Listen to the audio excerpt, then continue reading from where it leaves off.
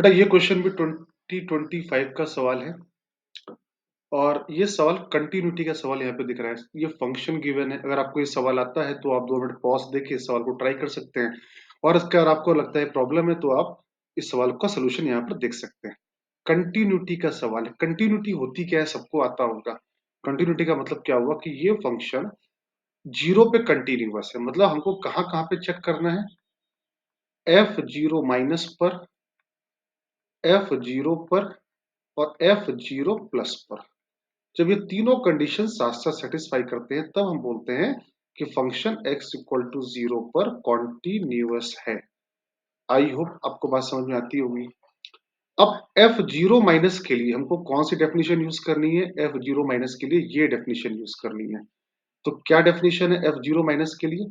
अगर हमने fx लिखा और 2/x sign k1 plus 1x sign k2 minus 1x, और हमें कहाँ पे चेक करना है? जीरो माइनस पर लिमिट चेक करना है।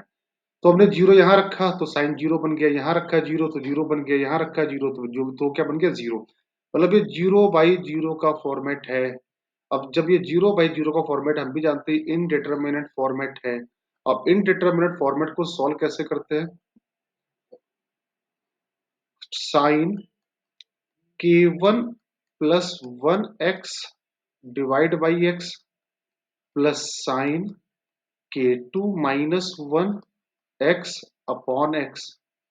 आपको याद होगा sine x upon x approaching to zero, ये आंसर आता है 1। एनसीईआरटी का फॉर्मूला है यहाँ, ठीक है। तो यहाँ पे क्या लिखा है? Sine x upon x। तो नीचे को क्या करना पड़ेगा? k1 प्लस 1 का मल्टीप्लाई और k1 प्लस 1 का डिवाइड करना पड़ेगा। सेम लॉजिक यहां पर भी k2 माइनस 1 का डिवाइड और k2 माइनस 1 का मल्टीप्लाई करना पड़ेगा।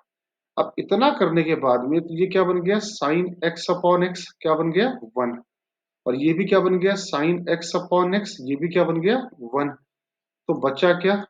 2 k1 plus 1 plus k2 minus 1, ये कितना आ गया? Twice of k1 plus k2।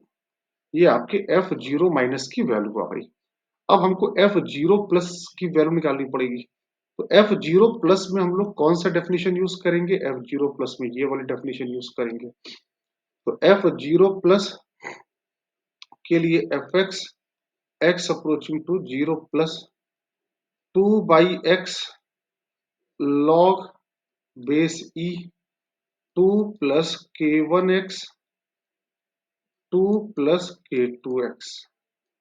0 plus के लिए अब देखो लिमिट के सवाल है, पहला काम होता है लिमिट लगा के चेक करना है। जब हमने जीरो यहाँ डाला तो ऊपर क्या बन रहा है? log 1 मतलब जीरो, और नीचे क्या बन रहा है? जीरो। जीरो बाई जीरो का फॉर्मेट यहाँ पर भी लिखा हुआ है। अब या तो जीरो बाई जीरो का लिखा है तुम यहाँ पे LH लगा दे। LH का मतलब न्यूमरेटर का अलग डिफरेंशिएशन और डिनोमिनेटर का अलग डिफरेंशिएशन। देखिए अपन ऐसे नहीं करेंगे। अपन हम लोग क्या करने चाह रहे हैं, लॉग का एक फॉर्मूला होता है, अगर आपको याद होगा लॉग का फॉर्मूला होता है log 1 plus x upon x x approaching to zero का आंसर आता है 1। जो x यहाँ लिखा होता है वही x यहाँ लिखा होता है, राइट।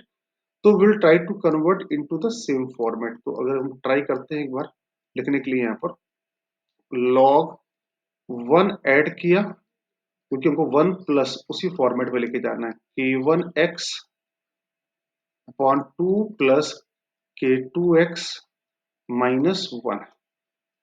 क्लियर। अब थोड़ा इस वाले पार्ट को थोड़ा सिंप्लीफाई करते हैं। तो 2/x log 1 प्लस 2 का एलसीएम लिया तो कितना आया? k1x minus k2x divide by 2 plus k2x आ गया। तो 2 log 1 प्लस x ऊपर से कॉमन है, k1 minus k2 divided by 2 plus k2x, इतना आ गया, राइट। और डिवाइड बाई x, x सबके डिवाइड में लिखा हुआ है। तो अब देखो log 1 प्लस एक्स, और ये एक्स कहाँ जा रहा है, पूरा पूरा ये जो इतना पार्ट लिखा है ये जीरो की तरफ जा रहा है, जितना ये लिखा हुआ है जीरो। तो हमको यही नीचे क्रिएट करना पड़ेगा, तो हमने क्या किया, k1 माइनस के टू, और इसी का डिवाइड मार दिया, 2 प्लस के टू एक्स। तो इसी का हमने मल्टीप्लाई किया है, तो यहाँ पर k1 minus k two upon 2 plus k to x. अब देखो ये फॉर्मूला बना कि नहीं बना, log 1 plus x upon log 1 plus x पूरा एक्स अपॉन एक्स। और ये एक्स कहाँ जा रहा है, अगर आपने एक्स जीरो प्लस रखा तो ये पूरा जीरो जा रहा है। तो बचा कितना, twice of k1 minus k two upon 2 plus k to x, और x इक्वल टू जीरो, और फाइनली यहाँ पे लिमिट डाला तो कितना आएगा, 2k1 minus k two upon two, क्योंकि x डाला यहाँ पे जीरो, तो ये हो गया जीरो, तो 2k1 minus k two upon two, ये कितना आ गया, k1 माइनस के टू। तो आपका ये आ गया RHL।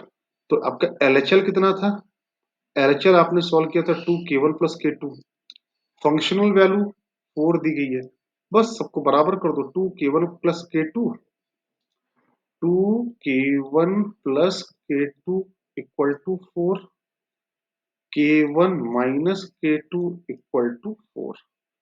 तो यहां से आ गया k1 plus k two equal to 2, और k1 minus k two equal to 4।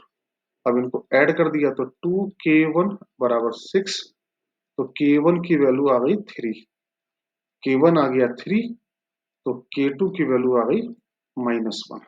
अब आपसे पूछा गया है k1 square plus k2 square, तो k1 square plus k2 square, ये आ गया 9 प्लस 1, आंसर इज 10।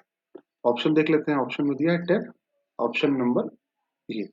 तो कंटिन्यूटी का ये फंडामेंटल क्वेश्चन था, आपको अगर फॉर्मूले याद है तो आपसे ये सवाल पेपर में बन जाना चाहिए था।